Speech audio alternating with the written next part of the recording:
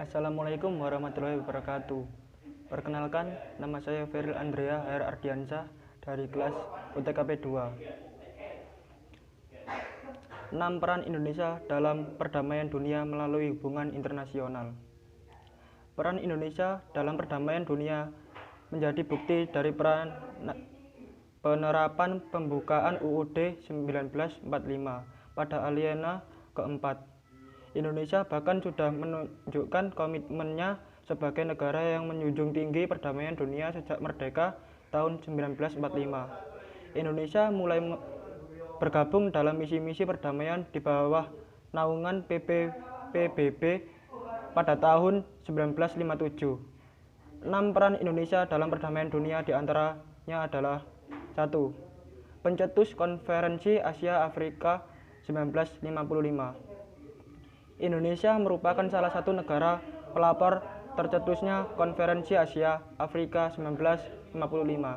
Konferensi tersebut bertujuan untuk menghimpun persatuan dari negara-negara Asia Afrika yang baru saja memperoleh kemerdekaan, mempromosikan dan meningkatkan kerjasama antara negara, serta menentang segala bentuk penjajahan.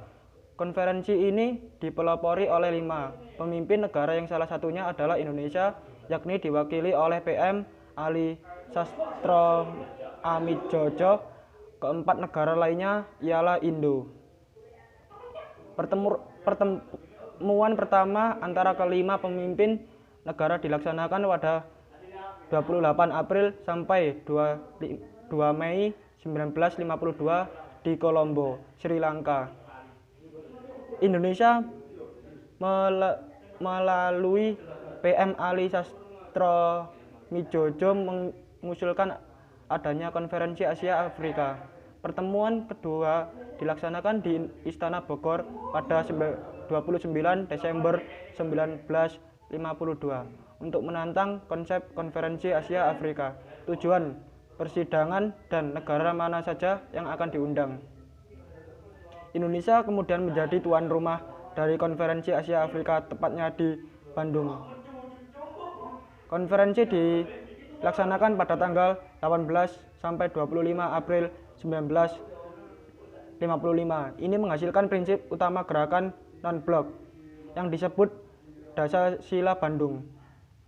2. Pengiriman kontingen Garuda. PBB membentuk suatu komando PBB yang disebut United Nations Emergency Force UNEF pada tanggal 5 November 1956. Komando tersebut adalah pasukan khusus PBB yang dibentuk untuk memelihara perdamaian di Timur Tengah. Indonesia dalam rangka mendukung perdamaian, Indonesia menyetujui untuk berpartisipasi dengan menyumbang pasukan pada UNEF mulai tanggal 8 November 1965. Indonesia pun membentuk pasukan Indonesia yang disebut pasukan Garuda pada 28 Desember 1956. Pasukan tersebut dikirim ke Timur Tengah pada Januari 1957. Indonesia mengirimkan pasukan Garuda atau kontingen Garuda seperti 1. Pengiriman pasukan Garuda atau kontingen Garuda 2 dan 3 untuk menjaga perdamaian di Kangu. 2.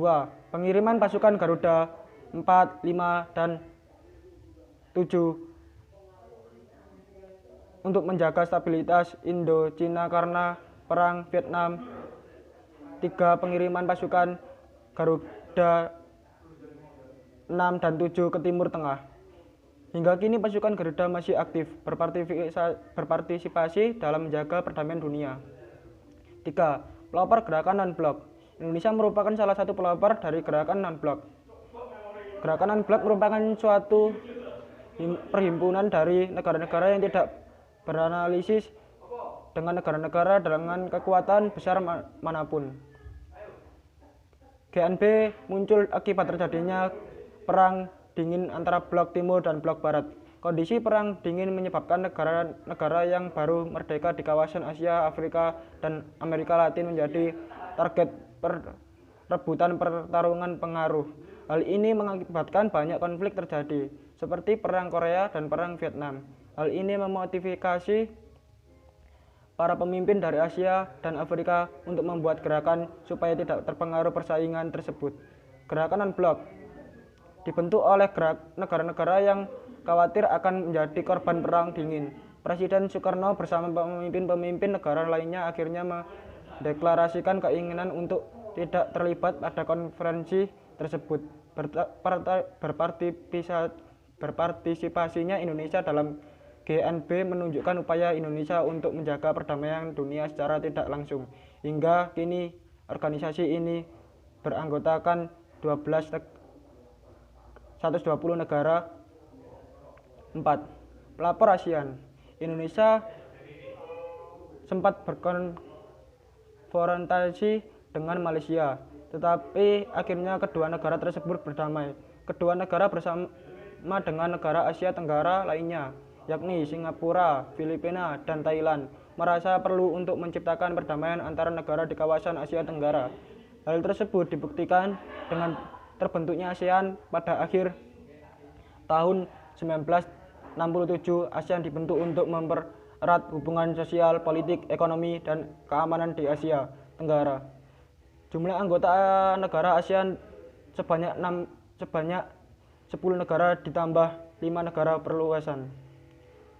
Kerjasama antara negara di ASEAN merupakan langkah Indonesia dalam menjaga stabilitas keamanan Asia Tenggara. Misalnya, dalam penyelesaian masalah Indochina, Indonesia berinisiatif mengadakan konferensi di Jakarta yang dihadiri Laos, Malaysia, Vietnam Selatan, Filipina, Jepang, Korea Selatan, Thailand, Singapura, Australia, dan Selandia Baru. Meskipun hasil dari pertemuan tersebut belum nampak, tetapi tercipta saran-saran dalam rangka penyelesaian konflik. Indonesia terpilih menjadi ketua ASEAN pada masa pemerintah Presiden Susilo Bambang Yudhoyono tahun 2011. Saat memimpin ASEAN, Indonesia mendorong 3 prioritas, yakni 1. Kemajuan yang signifikan dalam pencapaian ASEAN 2015.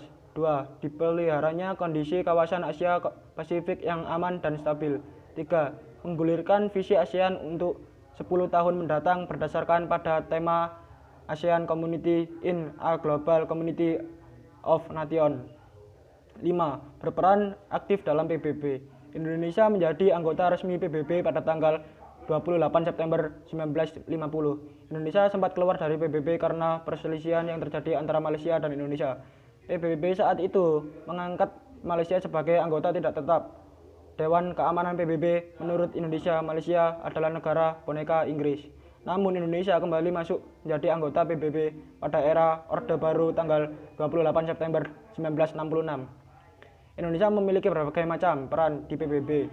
Salah satunya adalah menjadi anggota tidak tetap Dewan Keamanan PBB sebanyak 3 kali. Periode pertama pada tahun 1973 sampai 1976, periode kedua yakni pada tahun 1995 sampai 1996, dan periode ketiga pada tahun 2007 sampai 2008. Terpilih dan bergabungnya Indonesia menjadi anggota tidak tetap Dewan Keamanan PBB menunjukkan bahwa Indonesia berkontribusi nyata dalam menjaga perdamaian dunia. 6. Pendiri Pusat Perdamaian dan Keamanan di Indonesia. Peran Indonesia dalam menjaga perdamaian dunia adalah dengan mempunyai Pusat Perdamaian dan Keamanan atau Indonesia IPSC. Kawasan Pusat Perdamaian dan Keamanan tersebut diresmikan oleh Presiden Susilo Bambang Yudhoyono pada tanggal 7 April 2014 di Sentul, Bogor, Jawa Barat. IPSC merupakan sebuah fasilitas pelatihan dan perkantoran berbagai institusi keamanan, kementerian, lembaga, baik sipil ataupun militer.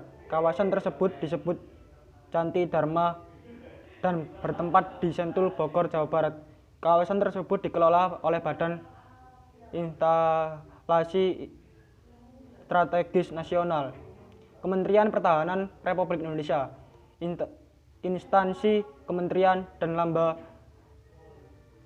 lembaga yang berada di kawasan ini adalah Pusat Misi Pemeliharaan Perdamaian Tentara Nasional Indonesia, Pusat Pasukan Siaga TNI, Pusat Olahraga Militer, Universitas Pertahanan Indonesia, Pusat Pendidikan dan Pelatihan Penanggulangan Bencana, Badan Nasional Penanggulangan Bencana, Pusat Pelatihan Penanggulangan Terorisme dan Deradikalisme, Badan Nasional Penanggulangan Terorisme, Pusat Perkembangan Strategis dan Diplomasi Kebahasaan, Badan Pengembangan dan Pemimpin Bahasa, Kementerian Pendidikan dan Kebudayaan Republik Indonesia. Inilah 6 peran Indonesia dalam perdamaian Indonesia. Semoga bermanfaat. Wassalamualaikum warahmatullahi wabarakatuh.